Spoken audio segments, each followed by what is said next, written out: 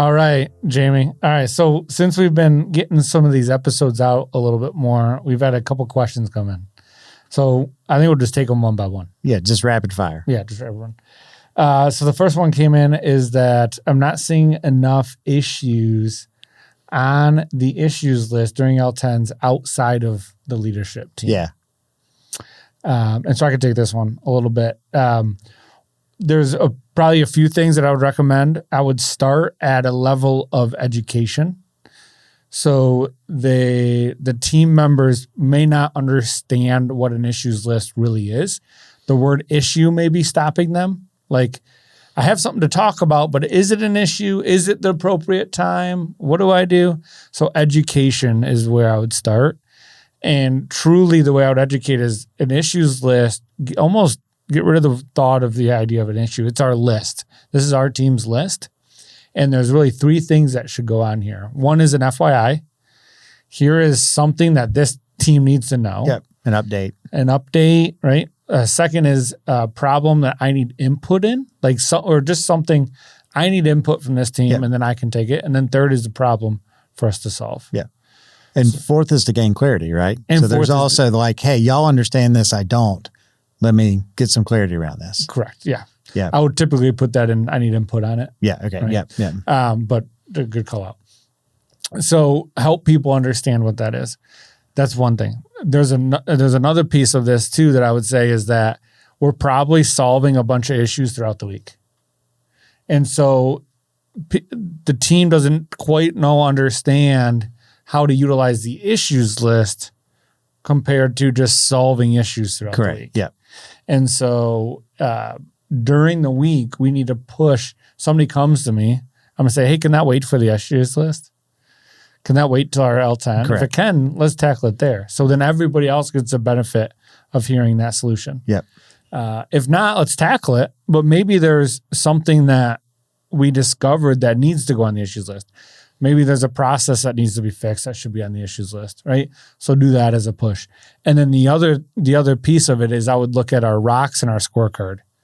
Are they the right rocks, and do we have the proper scorecards, and are we elevating those high enough?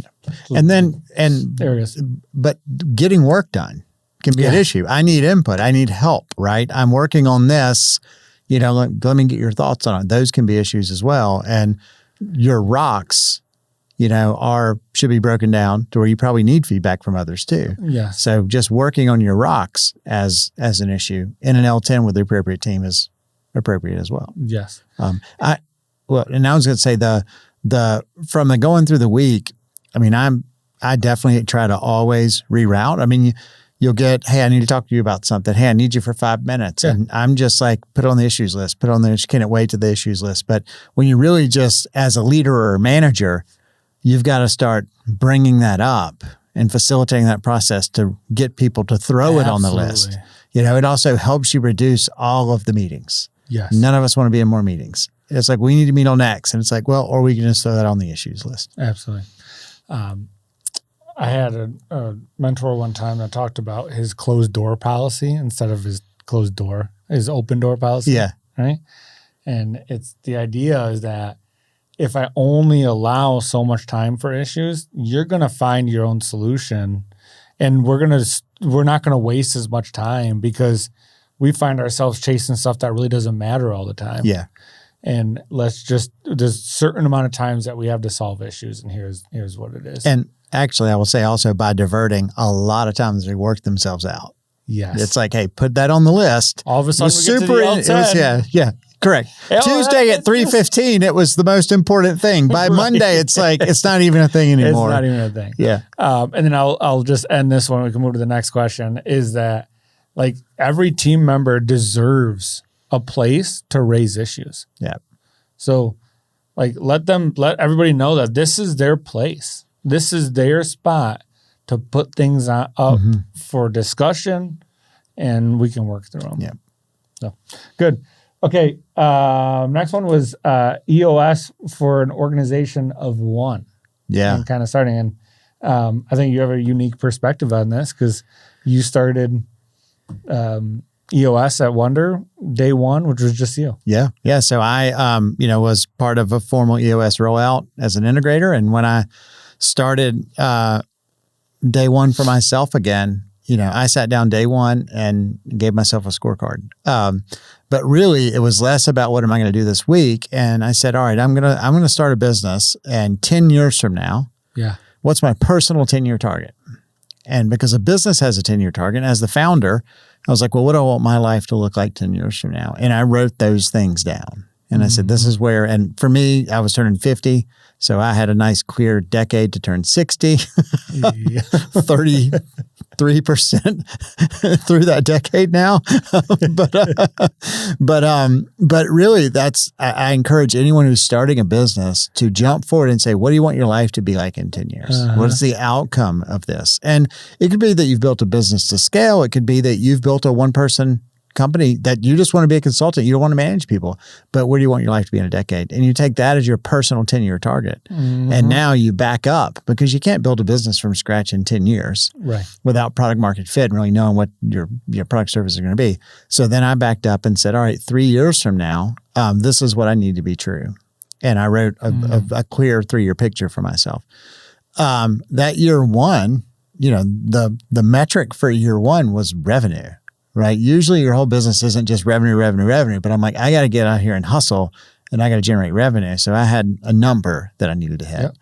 And then I backed up and I gave myself permission to figure it out in 90 days. Right. I actually didn't even know what business I was going to be in at the start.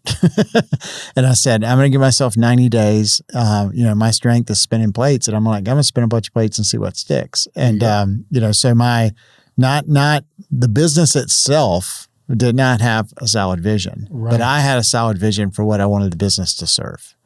And I did that, and I lived in 90-day quarters for 18 months. And I did scorecards on Monday mornings. I eventually got a bookkeeper. We were reviewing that together. I gave myself rocks.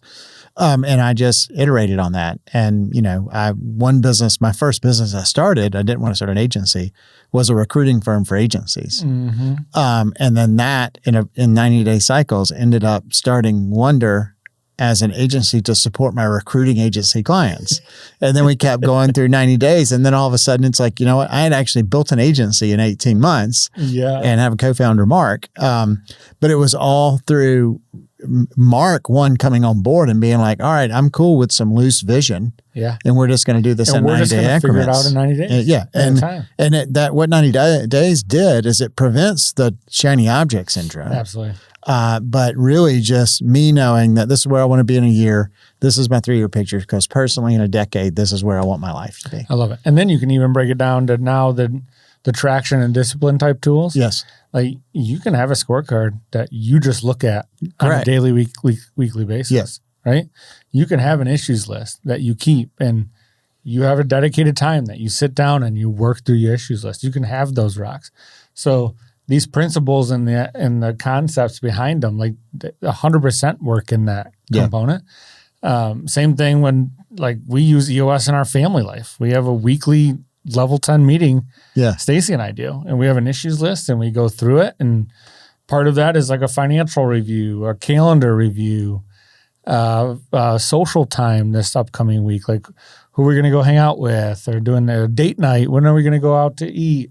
Right. Like just those different things. Yeah. And I would say for me as someone who started multiple businesses in my career, I would say it's more important for an individual to have a 10-year target and know why they're doing this. Yes. And actually use this framework than it is, it's more important to start when it's just you 100%. Than it is to wait until you've got 10 employees or 12 employees or whatever you feel like the framework's built for. You can implement it yourself today. Absolutely. Absolutely.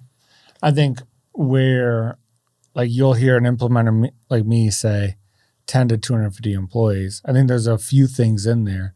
That is the target, because you're going to get the most out of the complete system, right? It's high ROI.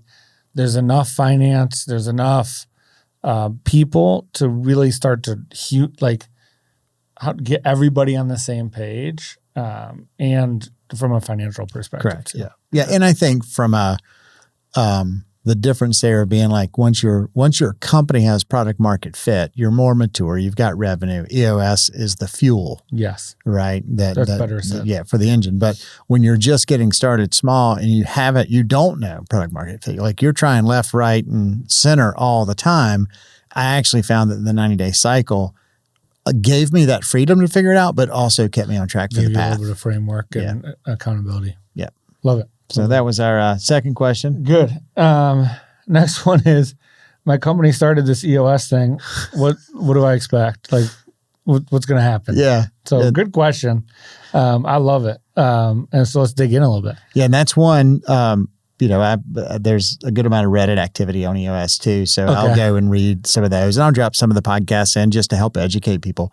But it's very common that there's this like allure of like, my company's doing this EOS thing, and what the hell is it? Yeah. And a lot of times it's fueled by the process that question comes. Yeah.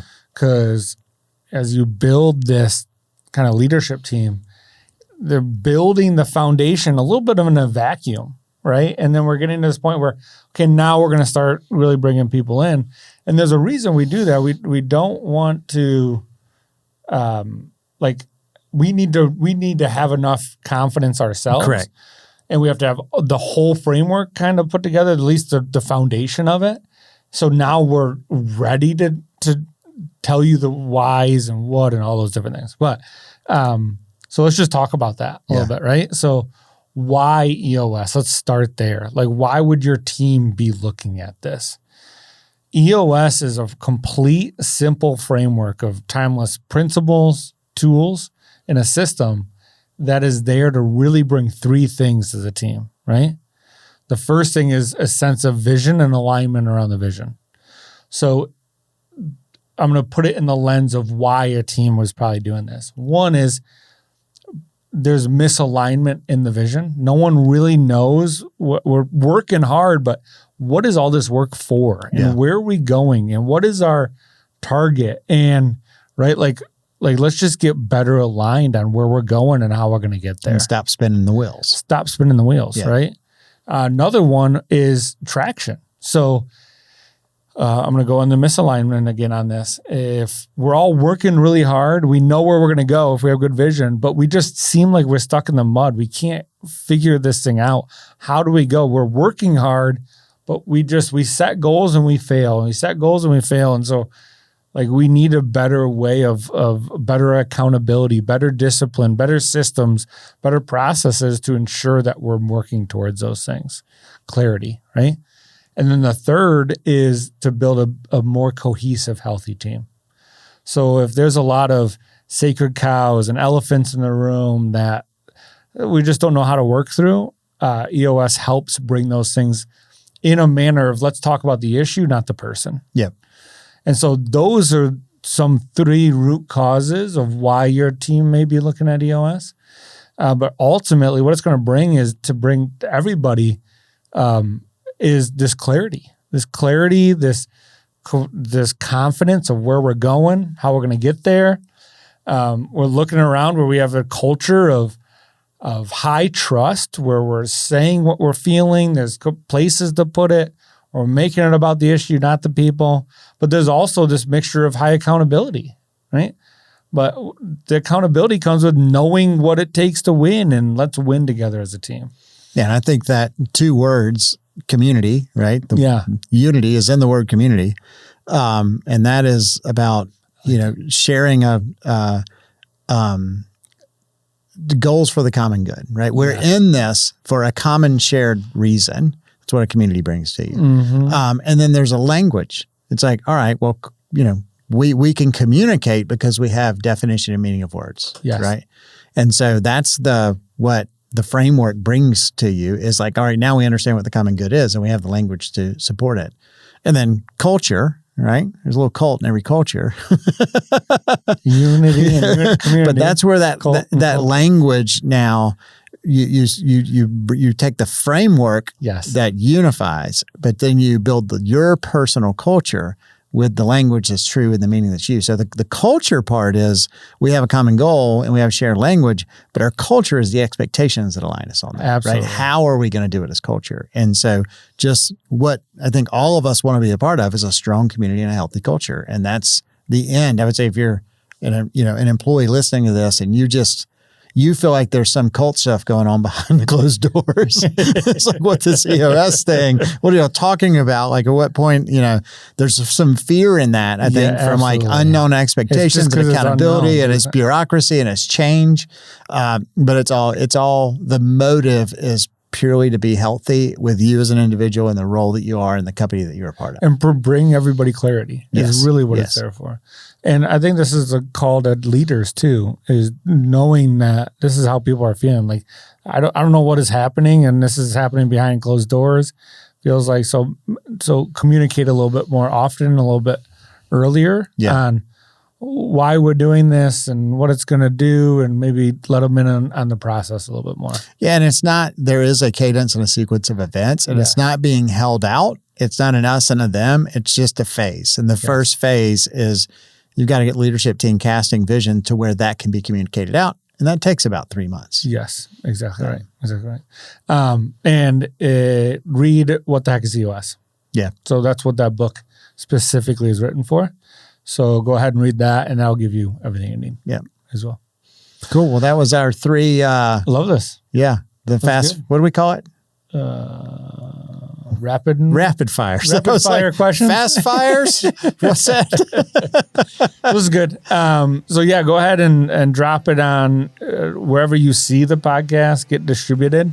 Go ahead and ask your questions there, or just write in the comments, and we'll use this as part of. We'll do 2 episodes. We do 3 a month, one of which can just be this. I like it. Just rapid fire questions. So, cool. All right. Till next month. Rapid questions. Fast fire questions. All right. Thanks, Jerry. Yeah.